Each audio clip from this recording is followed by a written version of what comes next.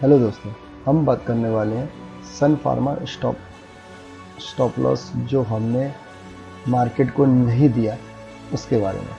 ठीक है ना?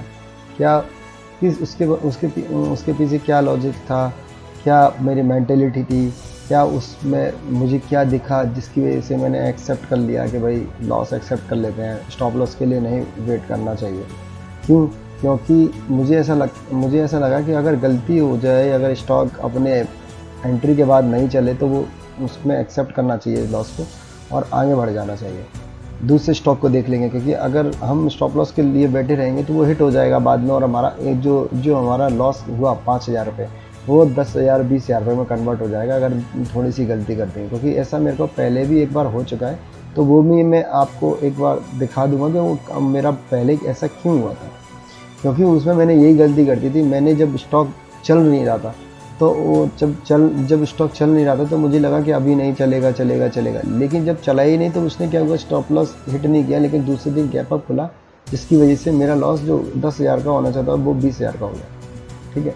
अभी सन फार्मा में मैंने 2 दिन पहले एंट्री बनाई थी इस कैंडल के ऊपर। जब इसने ये ब्रेकआउट दिया था, 1758 के ऊपर ब्रेकआउट दिया था, तो मैंने ये एंट्री बनाई थी इसमें।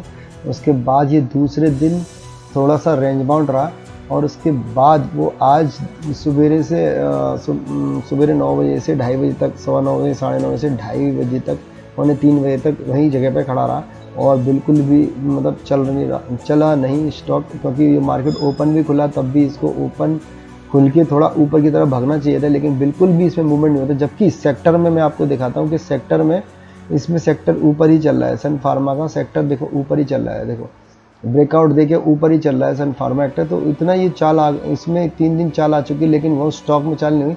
इसका मेन रीजन, इसका यही मतलब है कि स्टॉक में अभी तक मूवमेंट नहीं होने वाला है। स्टॉक नीचे और आना चाहता है, अभी ऊपर जाना नहीं चाहता है। तो इसमें मैंने थोड़ा सा पेशेंस रख के थोड़ा सा और वेट कर लिया। एक्चुअली मेरे को ये पहले ही काट देना चाहिए था, जो कि मुझे इस लेवल पे जब जो सवेरे मॉर्निंग में एक रेंज बाउंड मुझे दिखा रहा था। देखिए आप, ये ज़रा मैं आपको खोल देता हूँ, तो ये सवेरे आप मॉर्निंग में दिखाएंगे तो मॉर्निंग में काफ़ी रेंज बाउंड था ये। तो ये मॉर्निंग में काफ़ी रेंज बाउंड था, ये खुला, यहाँ पे खुला। तो ये मुझे ना ये जो इसी लेवल के अंदर जब घूम रहा था ना, तो मुझे है ना इसी को एक्सेप्ट कर लेना चाहिए था कि यार ये बिल्कुल चलेगा नहीं। लेकिन मैं फिर भी देखा कि यार मार्केट तो पॉजिटिव हो सकता है ये चल जाए।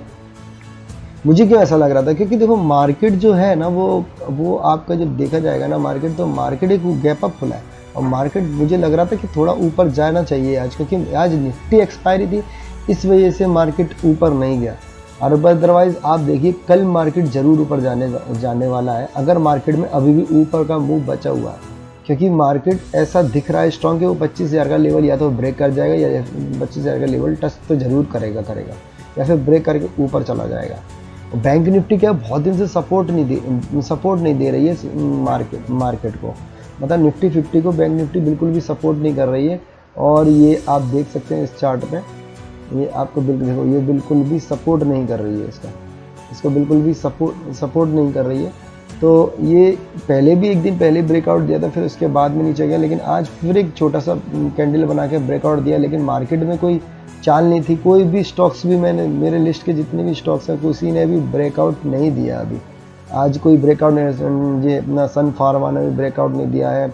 और वीडीएल तो हमने जो बताया वो पोजीशन से बाहर, देखो ये ब्रेकआउट दिया है तो फिर कैसे भाग रहा है। आप ये मदरसन सोमी देखो, ये ब्रेकआउट दिया तो दूसरे दिन ही ऊपर चला गया।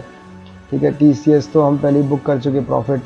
और एक्सिस बैंक में हम वेट कर रहे हैं कि ब्रेकआउट, देखो आज ब्रेकआउट नहीं दिया, हो सकता है आप इससे ध्यान रखिए। अगर ये देखना, ये इसको है ना ब्रेकआउट, जैसे कि ये प्राइस ब्रेकआउट होगा ना 81 रुपये, 1181 रुपये, तो देखना फिर कैसे मूवमेंट आएगा।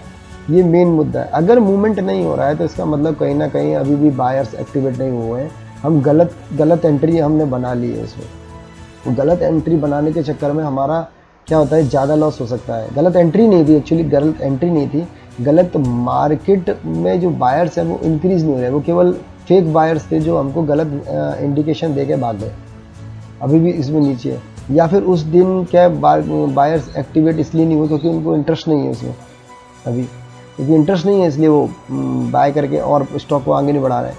तो उस लेवल का जो भी थिंकिंग है वो इस चीज़ की ये है। देखो ये आपको मैं लॉस दिखा देता हूँ, ये सन फार्मा है 5600 लॉस है, जिसमें मेरा 24,000 रुपये का 20,000 रुपये का कोई लॉस था।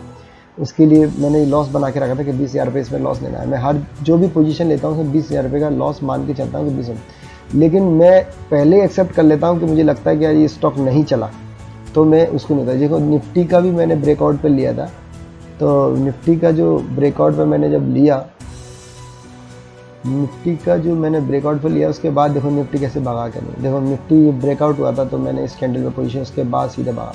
तो मेरा ऐसा मानना है कि अगर एंट्री होती है ब्रेकआउट पे तो स्टॉक दूसरे दिन से या उसी दिन भागना चाहिए या दूसरे दिन भागना चाहिए ऊपर, नहीं तो एक दिन रुक के भागना चाहिए। तो क्या है कि स्टॉक अपनी सही चाल में है। अगर स्टॉक अगर ब्रेकआउट होने के बाद खड़ा रहता है और जाता नहीं है तो कुछ ना कुछ प्रॉब्लम है दोस्त, अभी उसमें मूवमेंट होने के चांसेस नहीं है। तो बेटर यही है कि उसमें स्टॉप लॉस उसमें क्या है, लॉस को एक्सेप्ट करें और चले जाए। अगर ऐसा नहीं करेंगे तो क्या होगा, एक्चुअली क्या हो जाएगा, उसके बाद हो सकता है कि वो वहीं रुक जाके थोड़ा नीचे ले और दूसरे दिन गैप डाउन खुल जाए, क्योंकि मार्केट ऊपर जा रहा है और स्टॉक ऊपर नहीं जा रहा है, तो इसका मतलब कहीं ना कहीं स्टॉक में कुछ गड़बड़ हो रही है। देखो मार्केट ऊपर खुला, मार्केट ऊपर गया, बैंक निफ्टी 300 प्लस है, 41 पॉइंट, तो ये कुछ तो ऊपर चलना चाहिए अपने प्राइस पे। जिसने कल ही ब्रेकआउट दिया तो कुछ तो ऊपर चलना चाहिए, लेकिन नहीं गया। जिस सेक्टर वाइज भी नहीं गया, देखो टूरेंट फार्मा में भी ब्रेकआउट के लिए वेट कर रहे थे लेकिन उसमें भी नहीं गया। तो इसका मतलब सीधा से ये है कि जो मार्केट है जो हमको बता रहा है, जो सन फार्मा हमको बता रहा है, वो ये चिल्ला कह रहा है कि भाई मैं अभी ऊपर मारने के जानने के मूड में नहीं हूँ, अभी मैं नीचे जाने के मूड में हूँ। तो बेटर होगा कि आप स्टॉप लॉस बुक करें। इसी कारण मैंने ये स्टॉप लॉस था वो ये 5,600 बुक कर लिया, इसीलिए इसको बुक कर लिया। और मैं नहीं चाहता कि अगर ये स्टॉप लॉस कल अगर गैप डाउन खुलेगा तो मेरा ज़्यादा लॉस होगा, कि जो 5,000 अभी लॉस किया है ना, वो अपना 15,000 और लेके 20,000 लॉस हो जाएगा, क्योंकि गैप डाउन अगर खुल गया था। वैसे मुझे नहीं लगता है कि मार्केट कल गैप डाउन खुलेगा, क्योंकि मार्केट काफ़ी स्ट्रांग है, क्योंकि आज एक्सपायरी थी, इस वजह से वो मार्केट ऊपर चलाने, और मार्केट चलेगा कि नहीं चलेगा वो इधर ही पता चल जाता है कि क्योंकि आज किसी भी स्टॉक्स में ज़्यादा मूवमेंट नहीं था, क्योंकि ब्रेकआउट्स नहीं हो रहे थे। नई चाल के लिए स्टॉक्स कभी ऊपर निकल के आए नहीं, है ना। तो जिस वजह से हमने है ना उसको, अभी भी हमारे बैंक निफ्टी में और निफ्टी में पोजीशन बरकरार है। हम कल देखेंगे और कल न्यू स्टॉक देखेंगे, उसको ट्रेड करेंगे। अगर दोस्तों आपको ये वीडियो अच्छा लगा तो लाइक करो, शेयर करो, सब्सक्राइब करो, और फ्यूचर में ऐसी गलती मत, अगर स्टॉक अपने आपके तरीके से नहीं परफॉर्म कर रहा है तो आप उसको इमीडिएट काट लें, वेट ना करें, क्योंकि वेट करेंगे ज़्यादा लॉस हो जाएगा, आपको पूरा एसएल खाना पड़ेगा। तो क्यों देना भाई मार्केट को पैसा, क्योंकि आप 20,000 अगर देते हो मार्केट को तो आप एक स्टेप पीछे चले जाते हो, ना कि एक स्टेप आगे, है ना। अगर मैंने 5,000 रुपये स्टॉप लॉस बुक कर लिया है तो उसका मतलब ये है कि मैंने थोड़ा सा अमाउंट मार्केट को देके मान लिया कि भाई मैं गलत हूँ, हार मार्केट से मान लिया भाई मैं गलत हूँ, इस स्टॉक में मैं गलत हूँ, मैं दूसरा देख लूँगा, मैं मार्केट को पैसा देने के लिए तैयार हूँ। मेन रीज़न यही होता है कि हम मार्केट को पैसा देने के लिए तैयार हैं कि नहीं। अगर हम मार्केट को पैसा देने के लिए तैयार है तो मार्केट हमें पैसा जरूर देगा, ठीक है। इसी सन फार्मा स्टॉक में पहले भी ब्रेकआउट हुआ था, तब हमने पोजीशन खरीदी थी और 50,000 रुपये बनाए थे। देखो ब्रेकआउट हुआ तो दूसरे दिन से चला था, ये देखो अब ये ब्रेकआउट हुआ तो ये नहीं चला, लेकिन यहाँ पे देखो ये ब्रेकआउट हुआ, इस कैंडल पे प्राइस ब्रेकआउट हुआ, दूसरे दिन से कैसा सीधा भागा, और ये जो भागा तो हमने पैसा बनाया 50,000 रुपये,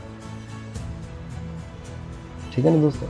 तो वही आपको यही लर्निंग है कि आप इस वीडियो से, कि ये लर्निंग है आपको कि आपको अगर लॉस लग रहा है, अगर आपको लग रहा है कि मैं 2 दिन से बैठा हूँ इस स्टॉक्स में और ये नहीं चल रहा है, या मैं बैठा हूँ इस स्टॉक में ये नहीं चल रहा है, तो मेरे को इससे निकल जाना बेटर है, मैं दूसरा स्टॉक देख लूँगा, या फिर ये फिर से ऊपर आएगा तो मैं फिर से ले लूँगा इसको।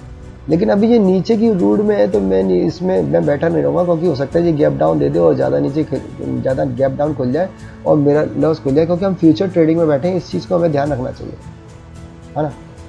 तो दोस्तों अगर वीडियो अच्छा लगे तो लाइक करो और वीडियोज़ को सब्सक्राइब करो और बेल आइकन को दबा दो, जिसकी वजह से आपको न्यू वीडियो आए तो। और यही मैं इन्फॉर्मेशन अपने व्हाट्सएप ग्रुप में भी शेयर करता रहता हूँ, तो आप अगर मेरे व्हाट्सएप ग्रुप में ऐड होना चाहते हैं तो आप मेरे जो वीडियो की जो लिंक में व्हाट्सएप ग्रुप का वो लिंक दिया है उसको आप एक्सेप्ट करके उस ग्रुप में जुड़ सकते हैं, और आप खुद जज करेंगे।